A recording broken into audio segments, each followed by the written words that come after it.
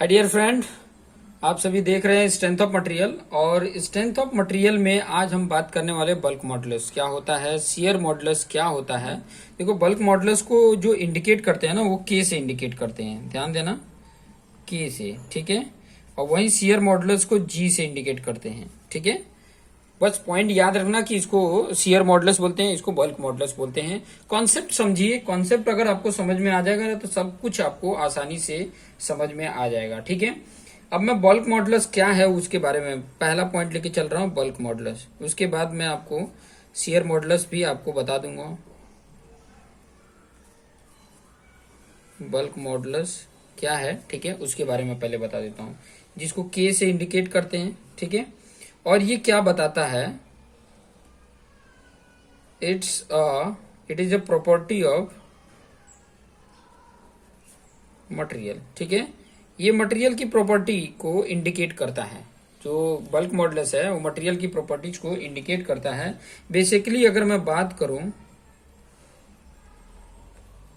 Basically it indicate, क्या indicate कर रहा है वो चीजें मैं बता रहा हूं। It can indicate how much a material is resistant या इनकम्प्रेसिबल टू कंप्रेसिबिलिटी। मतलब कहने का मतलब है ना कि बल्क मॉडुलस ये प्रॉपर्टीज को इंडिकेट करता है, जो ये बताता है ना कि जो मटेरियल है वो कितना इनकम्प्रेसिबल है, ठीक है, इनकम्प्रेसिबल है। कंप्रेसिबिलिटी, जैसे कि बल्क मॉडुलस जितना ज्यादा है उतना ही कंप्रेसिबिलिटी की वैल्यू क्या है, कम है। कंप्रेसिबिलिटी की वैल्यू कम है। कंप्रेसिबिलिटी की वैल्यू कम होने का मतलब है, सीधी सिंपल लैंग्वेज में बताऊं, कि वो कंप्रेस नहीं हो पाता है, ठीक है। कंप्रेस नहीं हो पाना मतलब कंप्रेसिबिलिटी उसकी कम है, ठीक है। कंप्रेस मतलब उसको दबाओ तो वो अगर दबता नहीं है, ठीक है, अगर प्रेशर अप्लाई करते हो तो वो अगर दबता नहीं है तो मतलब कहेंगे कि कंप्रेसिबिलिटी उसकी क्या है, कम है, ठीक है। और जो दबने लग जाए, ठीक है, कंप्रेस होने लग जाए तो उसकी कंप्रेसिबिलिटी बोले जाता है ज्यादा है, ठीक है। वो कंप्रेस हो रहा है, कंप्रेस होने की एबिलिटी ज्यादा है, मतलब वो कंप्रेस ज्यादा हो रहा है, ठीक है। ये चीजें बताता है, ओके। तो आशा करता हूँ आपको समझ में आ गया होगा। जो चीजें मैं समझाना चाहता था वो चीजें आपको समझ में आ गया होगा, ठीक है। कहने का मतलब है कि के की वैल्यू जितनी ज्यादा, ठीक है, कंप्रेसिबिलिटी की value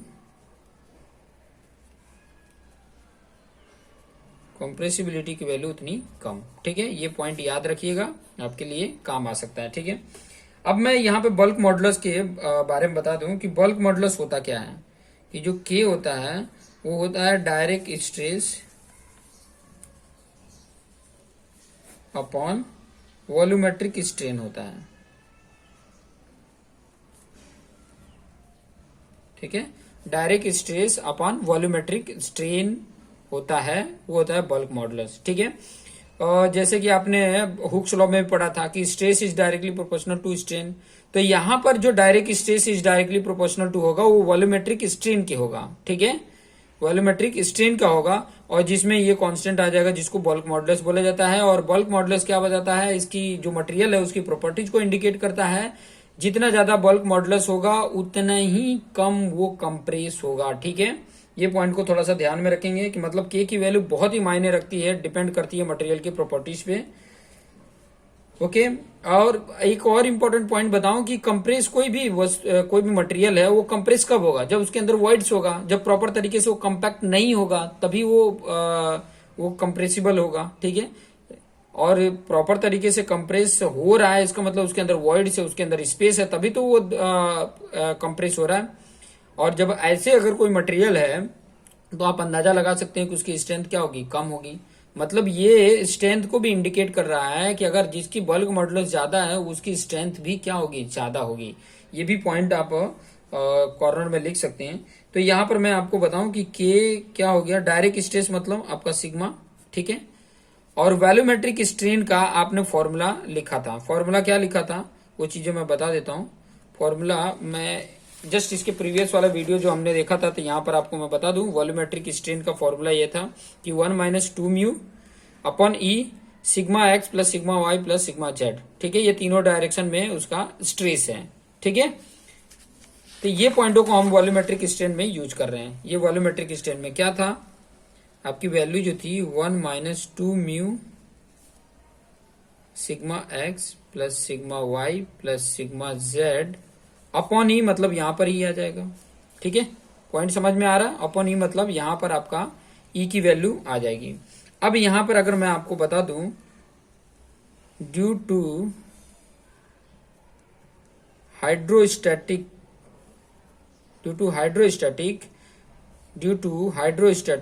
sigma X equal to sigma Y equal to sigma Z equal to sigma होता है। ठीक है, ध्यान से समझना। तो यहां पर आप देखेंगे तो k इक्वल टू क्या हो जा रहा है, सिग्मा इंटू ई अपन क्या हो रहा है 1 माइनस 2 म्यू, और ये सभी क्या हो गए 3 सिग्मा के बराबर हो जाएंगे। सिग्मा सिग्मा सिग्मा 3 सिग्मा, यहाँ सिग्मा सिग्मा कैंसल। ठीक है, स्ट्रेस क्या हो गया, कैंसल हो गया। तो k की वैल्यू क्या आ गई, ई अपॉन 1 माइनस 2 म्यू इंटू 3 है। ठीक है, इंटू 3 है।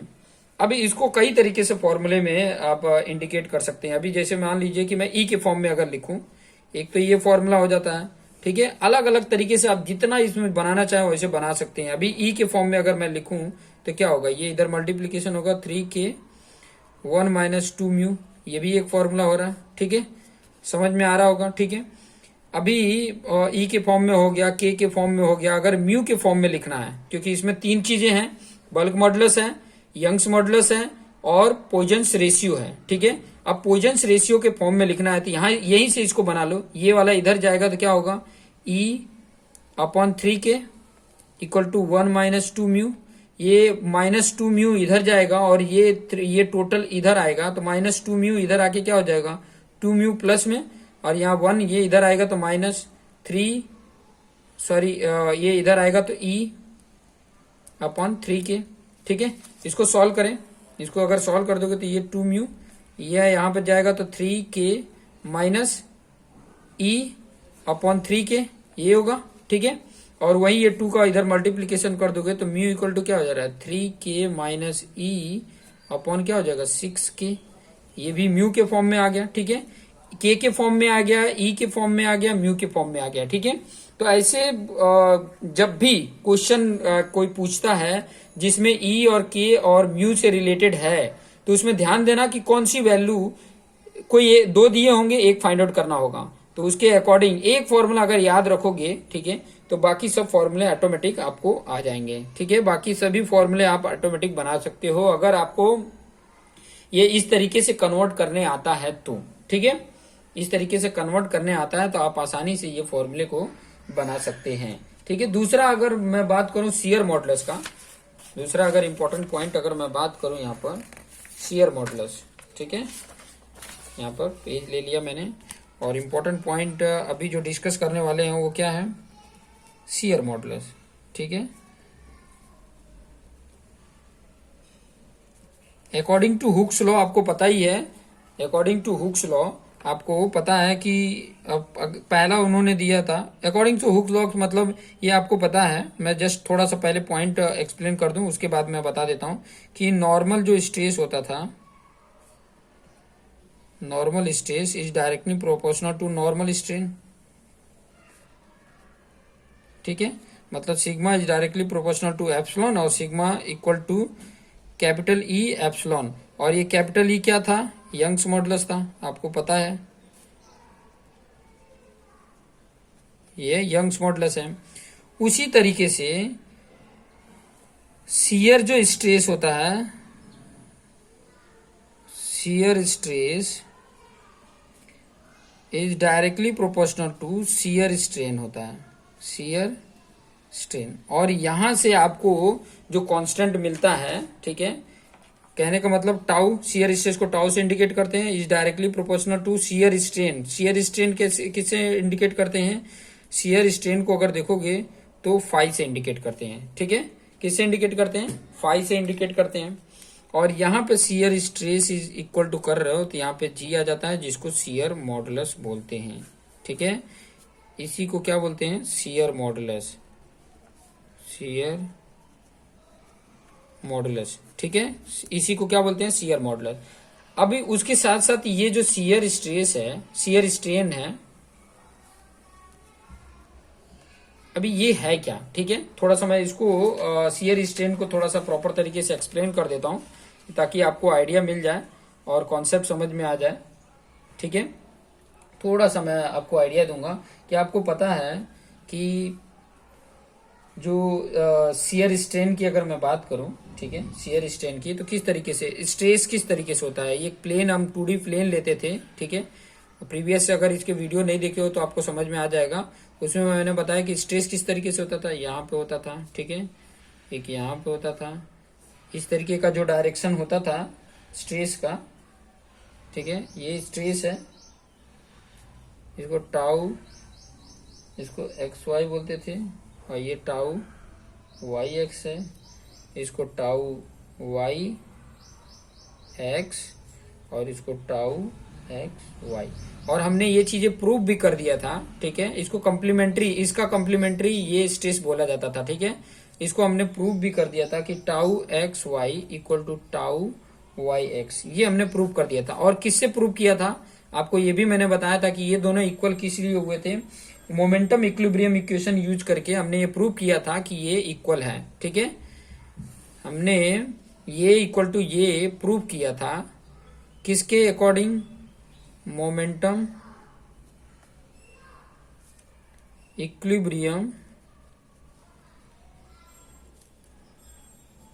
इक्वेशन से प्रूव किए थे, ठीक है। आपने इसके प्रीवियस वीडियो अगर देखे हैं तो आपको इसमें आइडिया होगा कि किस तरीके से मैंने प्रूव करके बताया था, ये है, ठीक है।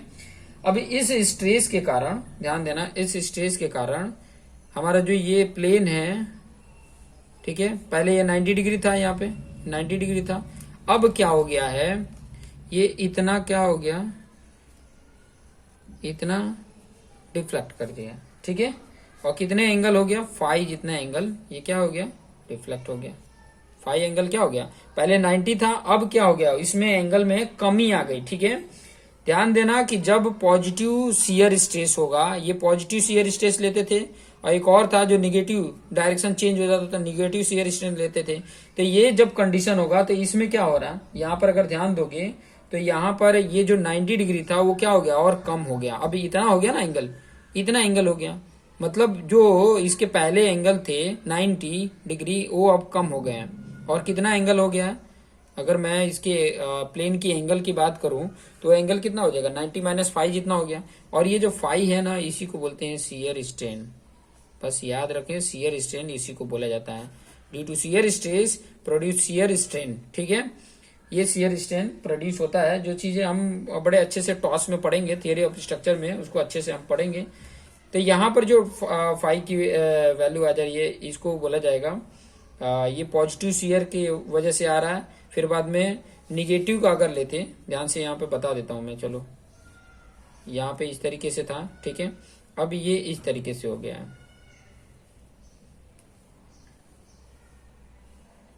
अब ये कैसे हो गया, अगर इसकी लेंगे तो इस तरीके से हो जाता है, और ये इस तरीके से हो गया।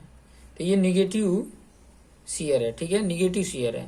तो इसके कारण जो यहाँ पर देखो पहले 90 था, ठीक है, यहाँ पे देखोगे तो 90 था, लेकिन अब यहाँ इस तरीके से ये हो गया, ठीक है।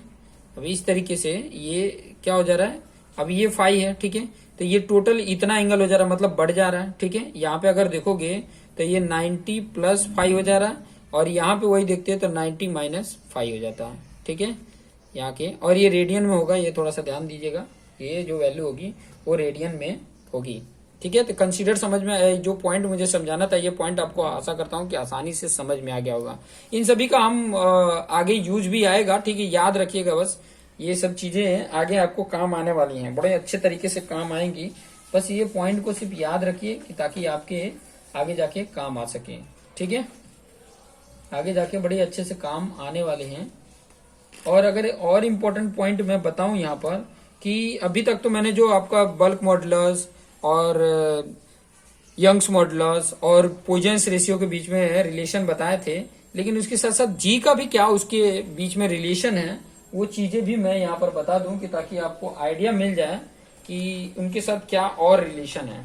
ठीक है, और ये जो अभी मैंने बताया आपको जो शियर स्ट्रेन है इससे रिलेटेड गेट में क्वेश्चन भी पूछे हैं, तो वो क्वेश्चंस भी आपको यहाँ पर मैं बता दूंगा कि ताकि आपको आइडिया मिल जाए।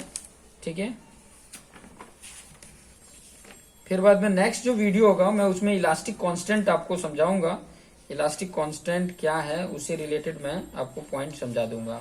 ठीक है, तो चलिए एक क्वेश्चन कर लेते हैं, फिर उसके बाद से हम आगे आपको रिलेशन आपको बता दूंगा। ठीक है, क्वेश्चन क्या था उसके बाद मैं ये पॉइंट भी आपको समझा दूंगा।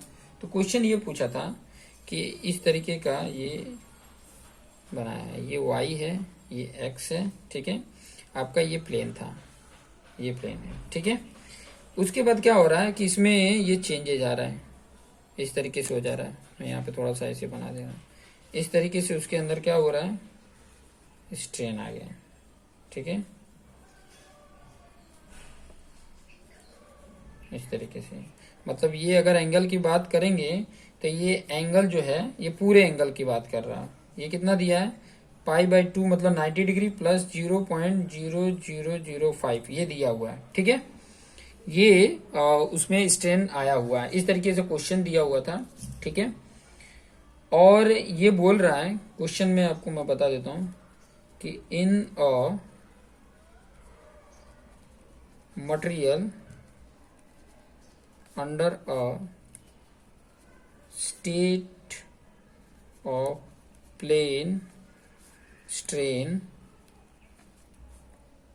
or 10 mm into 10 mm square centered at a point gets deformed.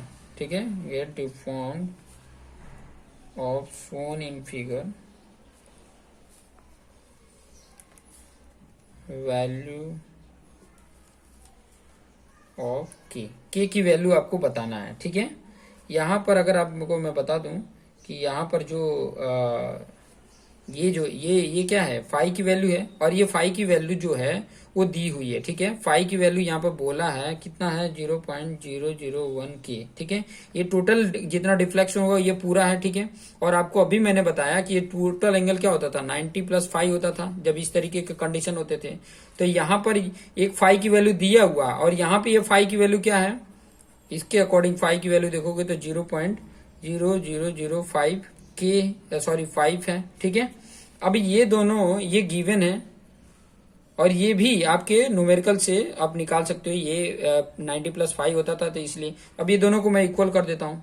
Equal करेंगे तो क्या आएगा, 0.001 के इक्वल टू 0.0005 ये आया। ठीक है, तो के की वैल्यू क्या हो जाएगी, 0.005/0.001, और इसको डिवाइड करोगे तो आपकी वैल्यू कितनी आ रही है, 0.5 आ रही है। ठीक है, 0.5, और ये चीजें देखोगी तो ये निगेटिव डायरेक्शन में था, तो निगेटिव था। ठीक है, लेकिन ऑप्शन भी दिया था। ऑप्शन अगर मैं आपको बताऊं क्या दिया है, 0.5 दिया है। बी ऑप्शन की बात करो तो 0.25 है। सी ऑप्शन की बात करो तो -0.25 था, और डी ऑप्शन के देखे तो -0.5 था। ये ऑप्शन थे। ठीक है, तो आपकी वैल्यू 0.5 आ रही है, के की वैल्यू कितनी आ रही है, 0.5। अब के की वैल्यू यहाँ पे माइनस अगर देखोगे तो ये वैल्यू जो वैल्यू आपको बता रहा था तो ये तो माइनस में होगी। ठीक है, यहाँ पे जो वैल्यू है वो माइनस में होगी, और जब माइनस में होगी क्योंकि ये देखो निगेटिव शियर के कारण ये प्रोड्यूस हुआ, तो निगेटिव शियर स्ट्रेन होगा। ठीक है, जिसके कारण इसकी वैल्यू माइनस में आनी चाहिए। ठीक है, लेकिन प्लस में भी दोनों आंसर दिया था, गेट ने दोनों सिलेक्ट करके ये आंसर दिया था कि 0.5 और -0.5, क्योंकि देखो मतलब उतना डीप तक नहीं ये कंसीडर किया होगा। उसने ये समझा कि चलो कोई बात नहीं, मैग्नीट्यूड तो उनका वही सेम ही आएगा, तो मैग्नीट्यूड को उसने कंसीडर करके दोनों को राइट किया कि जो दोनों ये 0.5 माइनस है या प्लस है, दोनों अगर में से कोई भी टिक किए तो दोनों राइट होगा। तो इन पॉइंटों को थोड़ा सा ध्यान में रखेंगे कि ताकि आपका कॉन्सेप्ट क्लियर रहे और आपको आसानी से समझ में आ सके। ठीक है, तो जो मैं रिलेशन बताना चाह रहा था वो थोड़ा सा मैं रिलेशन आपको बता दूं कि ताकि आपको आइडिया मिल जाए। ठीक है, और ये याद कर लें। ठीक है, जितना हो सके थ्रोली इसको लर्न कर लें, जैसे आपको आइडिया मिल जाए, K equal to E upon 3 1 - 2 mu, ये चीजें मैंने आपको बता दिया था, ठीक है। फिर बाद में एक और ये फॉर्मूला भी है, ये याद कर लेना, 9kg, देखो जी भी इसमें आ गया, 3k प्लस जी। जी क्या है? सीआर मॉडुलस है। ये सारे मैं आपको बता दे रहा हूं कि ताकि आपको आइडिया मिल जाए। नेक्स्ट अगर मैं थर्ड वाला बताऊं तो जी इक्वल टू, अगर मैं फॉर्म में लिखना चाहूं तो ई upon 1 plus mu 2 into 1 plus mu है, ठीक है। ये फॉर्मूला भी है। एक और फॉर्मूला आपको यहाँ पे मैं बता देता हूं, एक और फॉर्मूला यहाँ पे बता दो कि mu equal to 3k minus 2g upon 6k plus 2g, ये फॉर्मूला भी है, ठीक है। इसके प्रीवियस मैंने वो भी फॉर्मूले बताए थे म्यू के फॉर्म में, और भी सिर्फ के फॉर्म में अगर देखते थे तो वो भी फॉर्मूले मैंने यहाँ पे बताए थे, देख सकते हैं यहाँ पे। सॉरी, मैं आपको बता देता हूँ, उस फॉर्मूले को भी मैं यहाँ पे आपको दिखा देता हूँ, ठीक है। ये फॉर्मूला मैंने लिख के बताया था, 3k माइनस ई अपॉन 6k, ठीक है। ये फॉर्मूला भी आया था, ये जी के फॉर्मूले में बेस पे आ गया, ठीक है। तो ऐसे बहुत सारे फॉर्मूले आपको देखने को मिल जाएंगे, और बस एक दो फॉर्मूले को याद रखोगे, जैसे कि जिसमें यहाँ पे देखो जी से ई का म्यू के साथ रिलेशन वाला एक याद रख लो, जिसमें म्यू नहीं है, ये देखो ई 9kg अपन 3k प्लस जी वाला फॉर्मूला याद कर लो, ठीक है। इसमें देखो, इसमें तीनों हैं, mu equal to 3k minus 2g, 6k plus 2g, इसमें जी के इसमें ई नहीं है, ठीक है। थोड़ा सा पॉइंट ध्यान रखें, इसमें ई नहीं है। यहां पर अगर देखेंगे तो इसमें जी नहीं है, ठीक है। बस थोड़ा बहुत अगर देखेंगे तो म्यू का ई के साथ, ई का के के साथ, ए का जी के साथ, इस तरीके से रिलेशन है। बस ये इसको याद रखेंगे तो काफी कुछ हेल्प करेगा, ठीक है। नेक्स्ट वीडियो में आपको इलास्टिक कांस्टेंट के बारे में बताऊंगा कि कौन कौन से इलास्टिक कांस्टेंट होते हैं मटेरियल के बेस पे, तो वो चीजें भी आपको डिस्कस करके आपको समझा दूंगा। तो देखते रहिए और अपने आप को बेस्ट बनाते रहिए और समझते रहिए स्ट्रेंथ ऑफ मटेरियल, ठीक है। और इसके साथ साथ मैं सॉइल मैकेनिक्स भी चला रहा हूँ, जो यूनिवर्सिटी एग्जाम जो डिप्लोमा बेस पे मैंने वो बनाया है, ठीक है। डिग्री वाले को भी बहुत काफी हेल्प करेगा, जो बीटेक वाले उनको भी काफी हेल्प करेगा। जैसे वो कंप्लीट होगा तो ये जो स्ट्रेंथ ऑफ मटेरियल है उसके साथ साथ मैं आरसीसी भी पढ़ाऊंगा, ठीक है। तो आप देखते रहिए और अपने आप को बेस्ट बनाते रहिए, और अच्छा लग रहा है वीडियो तो लाइक कमेंट जरूर करिए, उसके साथ साथ अपने फ्रेंड जो दोस्त मित्र हैं उनको शेयर करिए। Thank you for watching this video.